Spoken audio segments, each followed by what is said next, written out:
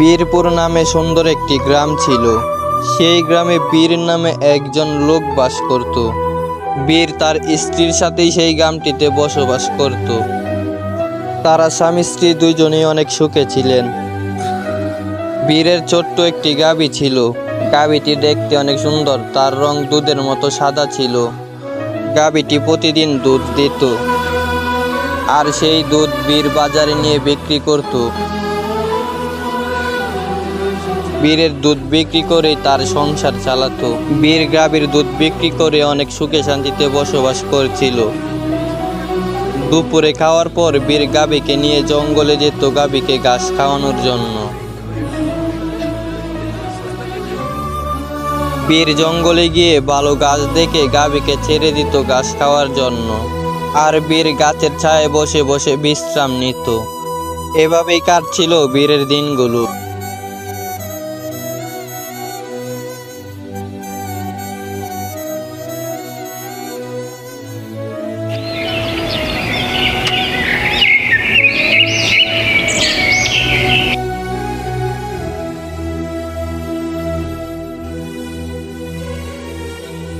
সন্ধে হওয়ার আগে আগে বীর গাভীকে নিয়ে বাসায় ফিরে যেত।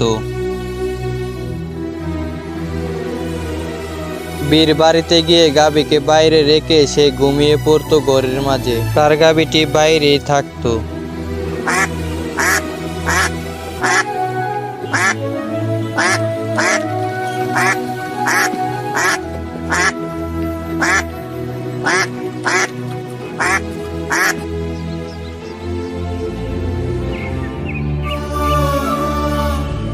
সকাল হলে বীর গাভীটিকে গোসল করাতো। বীর গাভীটিকে সুন্দর করে ভালোভাবে গোসল করাতো। বীর গাভীটিকে গোসল করে বাইরে রেখে সে একটু ঘরের ভেতর গিয়েছিল।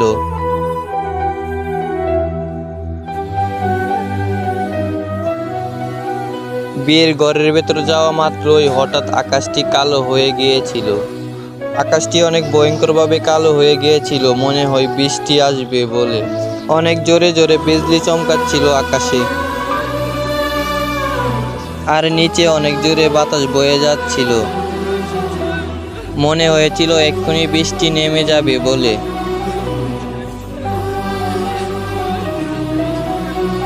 যেমন কথা তেমন বৃষ্টি, বলার সাথে সাথে অনেক জোরে বৃষ্টি নেমে গেল। অনেক জোরে জোরে বৃষ্টি হচ্ছিল, বৃষ্টির থামার কোনো নামই নিচ্ছিল না। সেই বৃষ্টির মাঝে গরুটি একা একা বাইরে ভিজছিল। বীর তাকে ঘরের ভেতর নিল না, এত বৃষ্টির মাঝে বাইরেই রেখে দিল গাভীটিকে। আকাশে অনেক জোরে জোরে বিজলি চমকাচ্ছিল, আর গরুটি এখনো বৃষ্টির মাঝে একা একা ভিজছিল। গরুটির কাছাকাছি অনেক জোরে বিজলি চমকাচ্ছিল, আর তারা দুইজন এমন বৃষ্টি পেয়ে ঠান্ডা আবহাওয়ায় ঘুমাচ্ছিল। তারা গরুর কোনো খবরই নিল না। অনেকটাই বৃষ্টি থেমে গিয়েছিল। দেখে মনে হচ্ছিল যে আকাশটি ক্লিয়ার হয়ে যাবে। যেমন কথা তেমন কাজ, আকাশটি অনেক সুন্দর করে ক্লিয়ার হয়ে গিয়েছিল। একটু পরেই মেঘলা দিন চলে গিয়ে আকাশে সূর্য উঠে গিয়েছিল। বীর বাইরে এসে গুরুকে এমন অবস্থায় দেখে সে হতবাক হয়ে মাটিতে বসে পড়ল। আসলে বৃষ্টির বিজলির কারণে বীরের গরুটি মারা গিয়েছিল।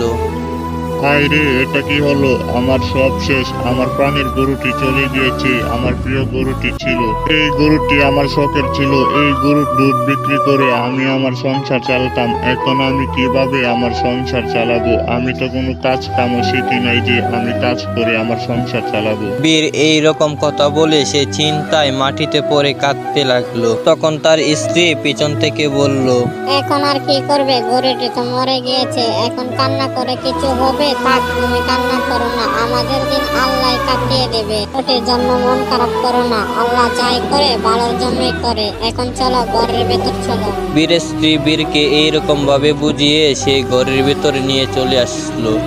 তুমি তো জানতে এই গরুটি আমার অনেক প্রিয় ছিল। তুমি জানো এই গরুটির জন্য আমার কিভাবে মন খারাপ করছে। আমি অনেক চিন্তায় পড়ে গিয়েছি, এখন আমি আমার সংসার কিভাবে চালাবো। আমাদের ভুলের জন্য ওর প্রাণটি চলে গিয়েছে। এত বৃষ্টির মাঝে ওকে বাইরে রেখে দিয়েছিলাম। ওকে যদি ঘরের ভেতরে নিয়ে আসতাম তাহলে এই ঘটনাটি ঘটতো না। এইরকম কথা শুনে তখন তার স্ত্রী বলল, এখন আর নিজের উপর দোষ দিয়ে কি করবে, যা হওয়ার তো হয়ে গেছে। থাক, তুমি চিন্তা করো না, আমাদেরকে যে আল্লাহ বানিয়েছে ওই আল্লাহ খাবার দেবে। রিজিকের মালিক আল্লাহ, তুমি চিন্তা করো না, আমাদেরকে অবশ্যই তিনি খাবার জুটিয়ে দিবেন। থাক, এখন আর তুমি এই গরুটির জন্য মন খারাপ করো না, আমাদের টাকা হলে এর চেয়ে ভালো গরু আমরা কিনে নেব।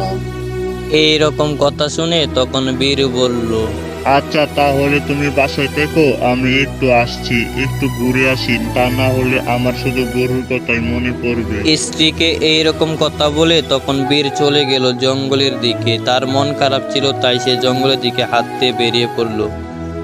বীর হাঁটতে হাঁটতে তার গরুর জন্য একটি জায়গায় বসে কান্না করছিল। বীর অনেকক্ষণ ধরে কান্না করে যাচ্ছিল।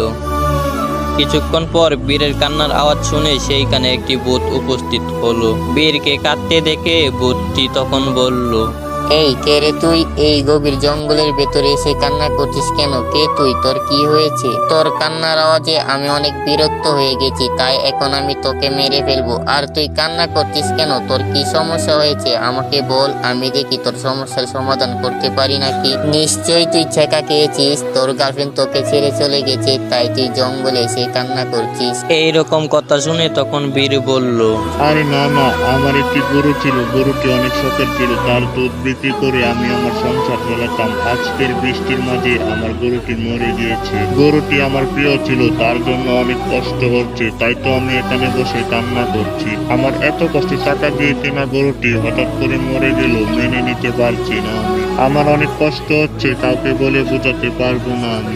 এইরকম কথা শুনে তখন ভূতটি বলল, তোকে বলে বোঝাতে হবে না রে, প্রিয় জিনিসটার দুঃখ কি। আমিও একটি মেয়েকে ভালোবাসতাম, সে আমাকে ছেড়ে চলে গিয়েছিল, তাই আমি তার জন্য আত্মহত্যা করে আমি এখন ভূত হয়ে গেলাম। আচ্ছা, তুই আমার কথা বাদ দে, এখন গরুটি যেহেতু তোর এতই প্রিয়, তাই আমি ভাবছি তোর গরুটি আমি তোকে ফিরিয়ে দিব। তুই খুশি তো তোর গরুটি তোকে ফিরিয়ে দিলে? তোর গরুটি আমি ফিরিয়ে দিব। আমি চাই না প্রিয় জিনিসটার জন্য কারো কষ্ট হোক। তুমি সত্যি বলছো? আমার গরুটাকে তুমি ফিরিয়ে দিতে পারবে? তুমি জানো ওই গরুটি দিয়ে আমি আমার সংসার চালাতাম, আমি কোনো কাজকর্ম শিখি নাই, ওই গরুটি ছিল আমার সাফল্য। এইরকম কথা শুনে তখন ভূতটি বলল, আচ্ছা, তাহলে তুমি শোনো, এখন আর এখানে বসে না থেকে তুমি সোজা বাড়িতে যাও। বাড়িতে গিয়ে দেখবে তোমার উঠানে গরুটা চলে এসেছে। তুমি আগে যে জায়গায় গরুটা রাখতে সেই জায়গায় এখন গরুটা তোমার থাকবে। ভূতের মুখে এইরকম কথা শুনে তখন বীর সেখান থেকে তাড়াতাড়ি করে তার বাড়ির দিকে ফিরে গেল। আর ভূতটিও তখন সেখান থেকে চলে গেল। বীর বাড়িতে গিয়ে দেখলো সত্যি তার মৃত গরুটি সেই জায়গায় দাঁড়ানো। বীর তার মৃত গরুটিকে জীবিত দেখে বিশ্বাস করতে পারছিল না। বীর তার গরুটিকে জীবিত দেখে খুশিতে নাচতে লাগলো। বীর তার মৃত গরুটিকে জীবিত দেখে অনেকটাই খুশি হয়েছিল। আর বীর আগের মতোই গরুর দুধ বাজারে নিয়ে বিক্রি করত।